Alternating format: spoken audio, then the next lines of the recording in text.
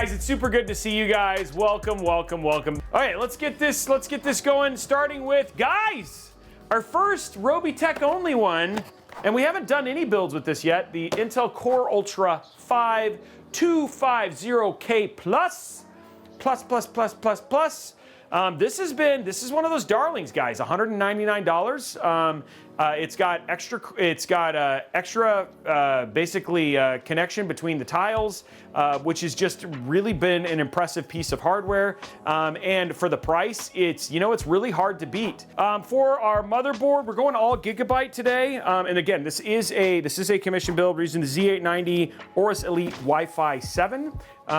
Great motherboard. You got Wi-Fi 7. You got all of the other bells and whistles that come with Z890. Plus, you get access to the newest tech from Intel. My mind has just gone blank.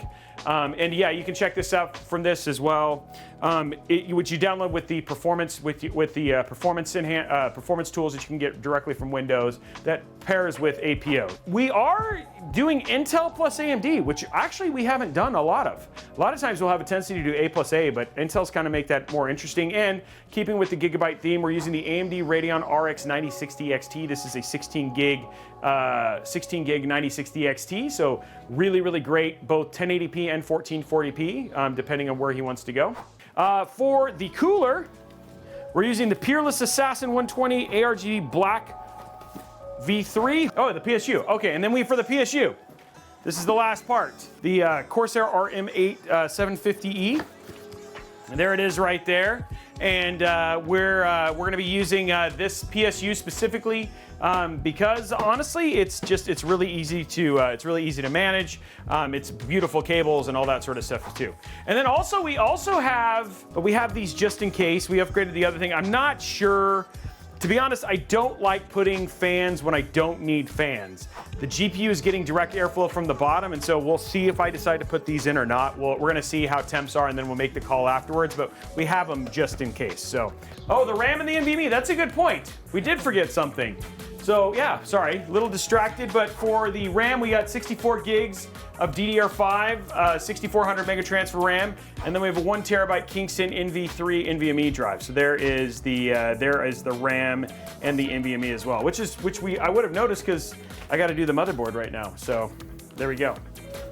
No, 32 gigs, not 64. 32 gigs of 6400 mega transfer. So the Google RAM thing is actually really interesting because the research paper from them has got a lot of teeth, but the other thing that people don't understand is that it's really just the KV cache level that it's at, not at the model level.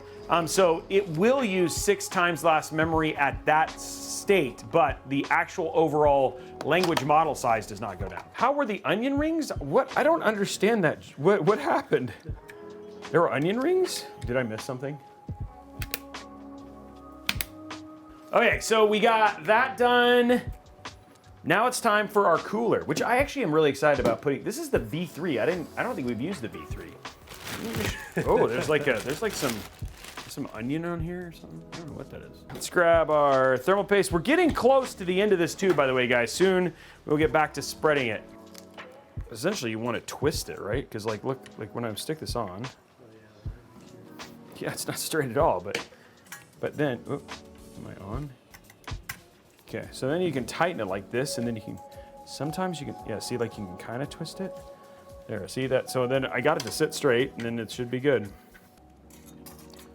There we go. Okay, that's in. What we do says work. What is this? There we go. Now I have a clean, completed motherboard ready to go inside of the case. Ugh. Oh, I forgot. This one has screws at the top. Keep trying to get this. I'm trying very hard to break it. Very hard to break it. That would be fun. We can put 3 fans in the bottom, just because. They're good enough for what you pay for them. They're great card. They're great GPU. I mean, great fans. I am broken today. Trying to make it look nice, guys. This is always my cross to bear. Launch in 47 minutes. Can I beat this before the PC launch? I mean, before the Artemis launches? That's the question. Now we're gonna do an interruption of trying to do this while also doing, there's 67,000 people watching this. That's crazy. There we go. Yeah, but now we got it up there. Okay, cool. So now we've done this and we've taken time to do that and taking away more time. We're making this more difficult. We've made it a real challenge. Okay, let's get our motherboard inside. Okay. So we got all our fans in now. Let's get our motherboard in. We're on a time crunch now. I like that we've created this new random time crunch that we didn't have before, but. Okay, so next up now is we're gonna put our GPU in. For the TV. For the TV. There we go, it's in. It's a nice, beautiful little card. It's actually like the right size for this build. Price tag's about $1,600. Okay, so we got that now. Okay, so now all we gotta do is, all we have left is the PSU. Boom, boom, boom, boom, boom. Okay, we're all good. There we go. There we go.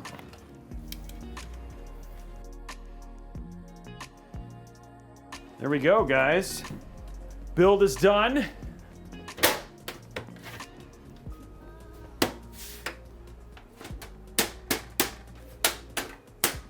I literally am going for the exact launch time, absolutely.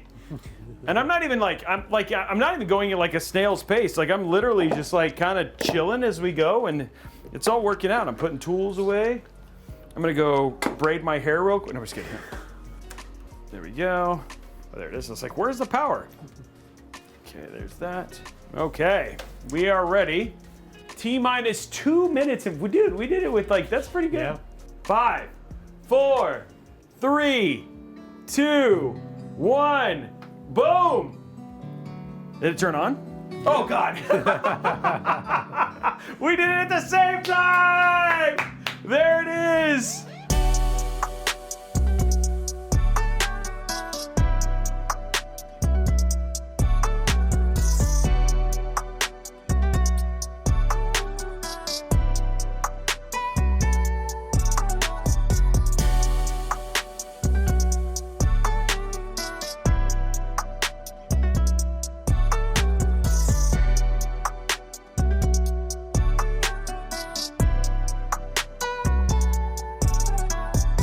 Wow, look at that, guys. We did it at the same time.